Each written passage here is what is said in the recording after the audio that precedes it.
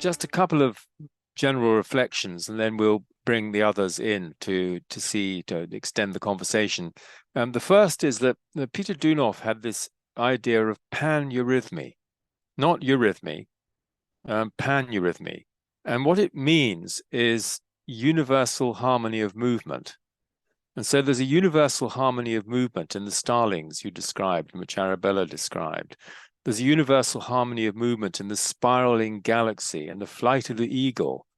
And so what he tried to do is to enable humans to move in the same way with the pan-eurythmy dances and exercises so that we could tune ourselves.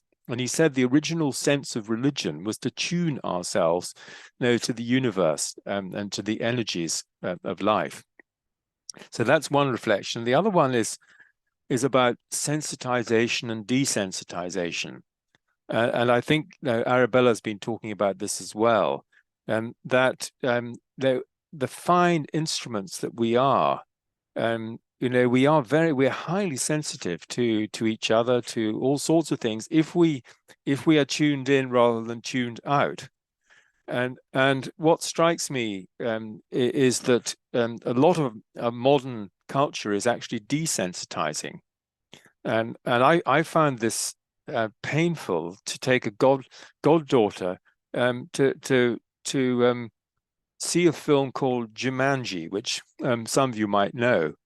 And I found the background level of violence, not the explicit violence, but just how much violence was going on generally on the screen all the time.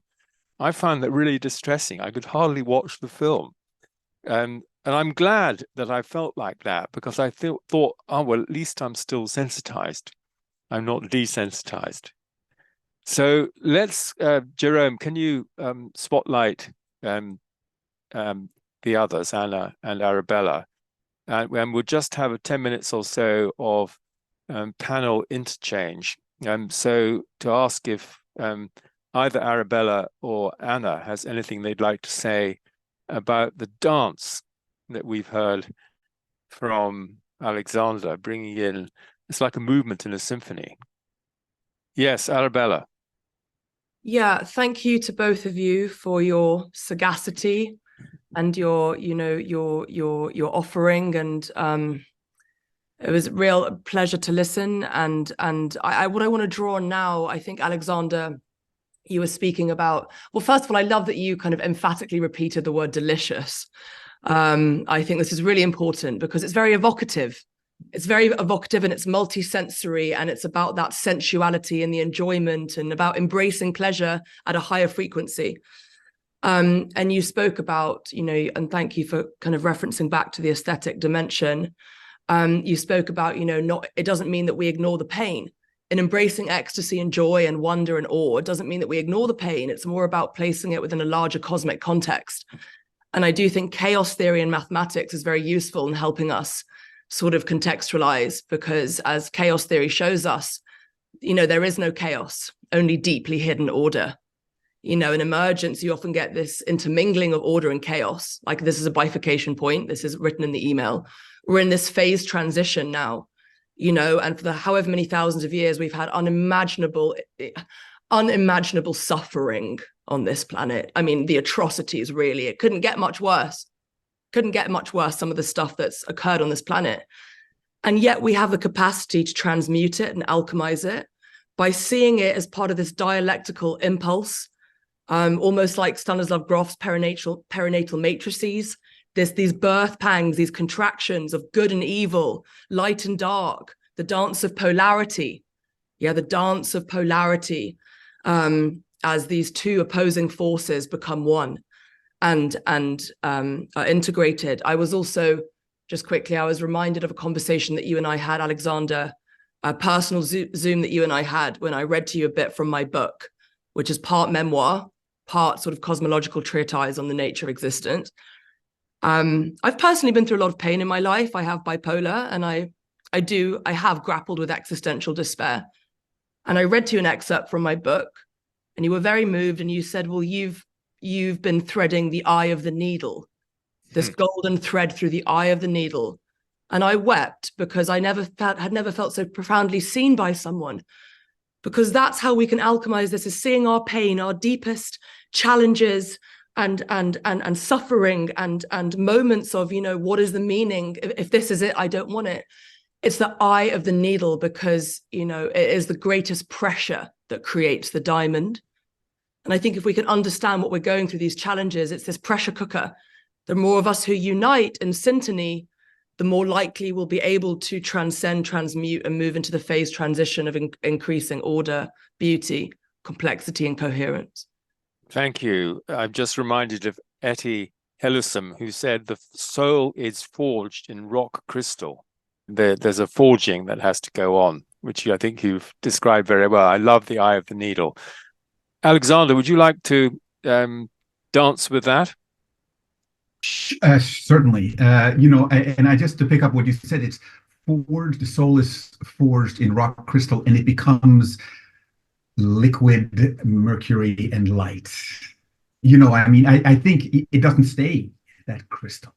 It becomes this flow and the flux. There's the deliciousness again, you know. So I think this is that's the dance point. But what you said earlier on also, David, you know, I actually wrote down this also from what we're referencing each other here all the time, but what Arabella said in her presentation about how we have become violently desensitized.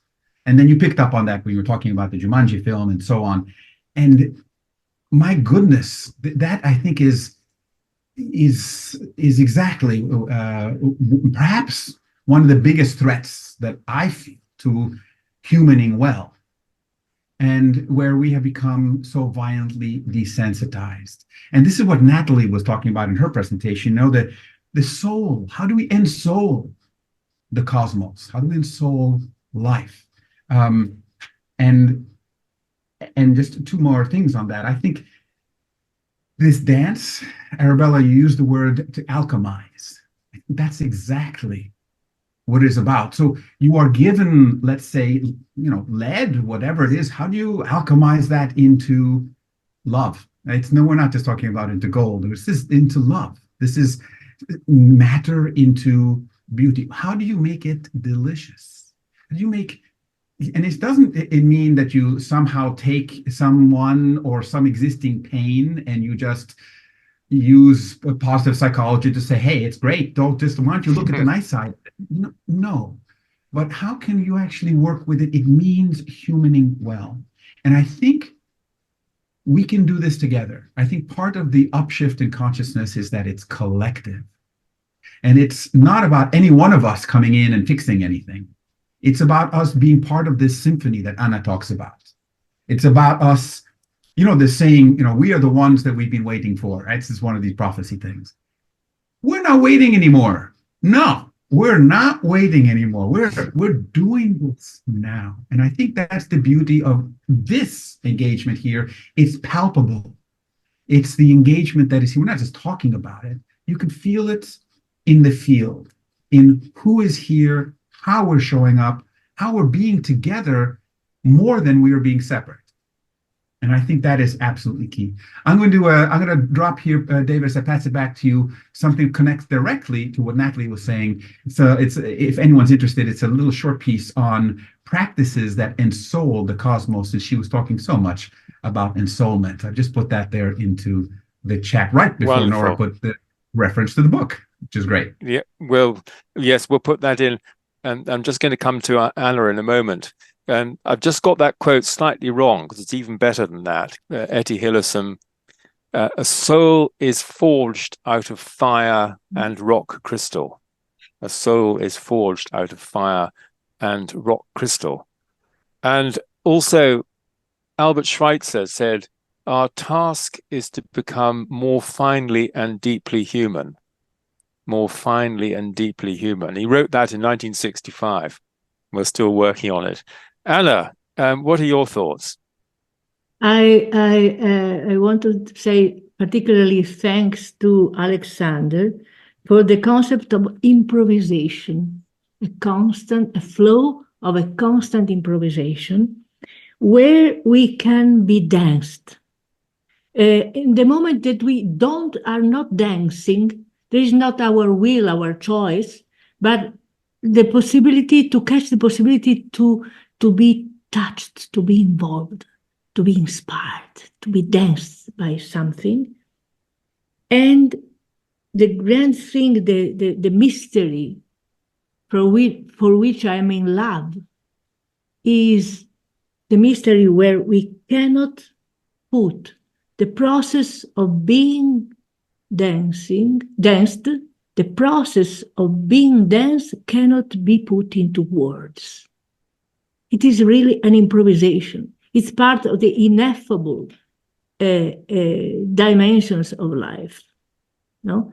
And I'm always touched by the continuous distinction within me between the objective description which we continue to offer to describe the world, and we define it, while the unrepeatable, sensitive experience of reality is ineffable. And it is part of a dance from which we can be captured and inspired, and where our actions cannot be defined and are not a consequence of a will, but are the real movement, the real flow of which we are not part of, the flow which we are. Thank you so much. So these are the metaphors that we're dancing with, the flow, being flowed, being breathed. I was reading Ravi Ravindra's autobiography this morning, and he said, "I don't breathe; I am breathed." We are also being lived as well as living, and so we're trying to express a subtle point. Is not the right word. Flow, relationship, process. Being in the moment, Alexander, and then Arabella, and then we'll open up for some questions. Yeah, Arabella had her hand up first, so I'll cede to her and I'll go right after. That's very chivalrous of you, Alexander. Thank you. First of all, just quickly to what Anna was saying about, being breathed, and Alexander about being danced, right? I love this sort of, the passive participle. Christopher M. Bush, in his book LSD and the Mind of the Universe, he's recording his LSD sessions over 20 years. After one of his particular deep sessions, he kind of reached such a profound level of the cosmic mind. He encountered these archetypal deities who sort of, their lifespan was like the age of a galaxy. And what was very clear for him is that they were living themselves through us in every embrace, every tragedy. Look at this reality. It is a Shakespearean play. As Shakespeare said, all the world's a stage, men and women merely play it. We are being played, but we are active participants in the play, right? It's this kind of epic adventure quest, and, it's all the things. Now, one thing I would like to say, which is a contradictory comment, I'm a determinist and my PhD research is on time. Right? And hyperdimensional retrocausal time. I believe that everything is destined. I don't believe we have free will. And Anna, you said this. You said, you spoke about cosmic will. Actually, everything, this flow, in terms of improvisation, yes, it can appear like improvisation to us at this realm. This is my opinion. At the highest level, the highest order, the alpha and omega, it's already done. That is not improvising. I don't think this. I have quite an unusual stance. Most people, they have a bit of an aversion when you hear the word determinism because it suggests something ossified. I just see it more as absolute perfection that's trickled its way down through all the dimensions, that appears like entropy allows us to have this sense of the linear flow of time. But at the highest level, all time is now, and it's already done. This play, this symphony, this poem has been written, and we are simply experiencing it. No, it's not that someone's put, is this time moving backwards? It's coming from the future. Yeah, it's flowing from the future back to where we are. So we're actually living backwards. Look at it like that. That's my opinion. Okay, mind-stretching thought. Bernard Carr might have a view on that. Alexander, Yeah, well, now you've done it, Arabella. You've opened the Pandora's box. And okay, but before I just get to that, let me get something a little less less of a sticky wicket. And this idea of flow that you were talking about, David, and that Anna was talking about with the ineffable, right? This you again, this idea you can't bottle beauty, and that if you try to dissect it, you destroy it. So there are these limits to the way the classical scientific method, right? And the Laszlo Institute of New Paradigm Research is exploring how can we engage in scientific approaches that don't dissect everything, right? That don't have to hyperanalyze, but at the same time are rigorous. So this idea of flow, I think, also relates to, the verbing that you were talking about, David.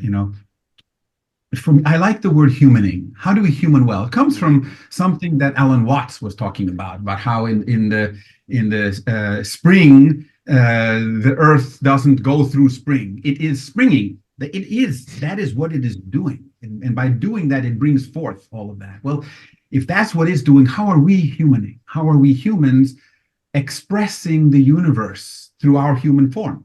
We are humaning. The question for me is, how do we human well? And that comes back to what Anna talks about in terms of resonance and in terms of, and again, the approach through intuition, right? This is the finest instrument for humaning well, through intuition and through establishing that resonance.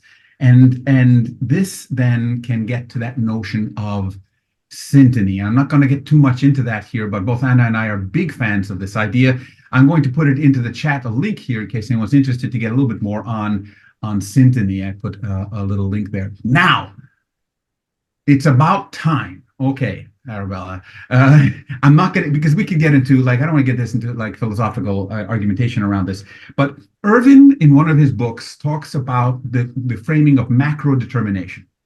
And I really like this idea of macro determination. So this is bounded indeterminacy. He talks about how within a particular universe, there are laws. In different universes, if we're looking at the multiverse, there may be different laws of physics and laws of motion and so on. But in this one, there are certain ones that we abide by in terms of gravity and so on, right? Okay, so within that, we have freedom of choice. But we have choice within a certain bound. And it's like a game of chess. This is the game that we're playing. We have to move the horse in a certain way. We can't do whatever we want. I can't snap my fingers and become an amphibian right now. Those are not part of this particular laws of the motion. Some of you might think I already am an amphibian. That's another issue.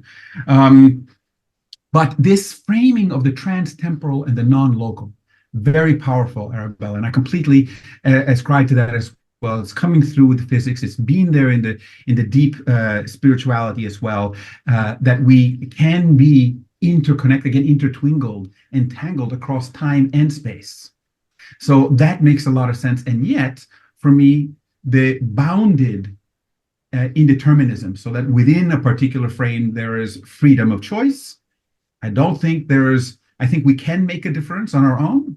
And yet we are always entangled and intertwingled with all future states. It's a sympoiesis, not an autopoiesis. It's a mutual co-arising. And this is part of what I think the Akashic field and what Ervin has been writing about so much and you, David, so deeply with the Scientific and Medical Network are making so clear. Thank you.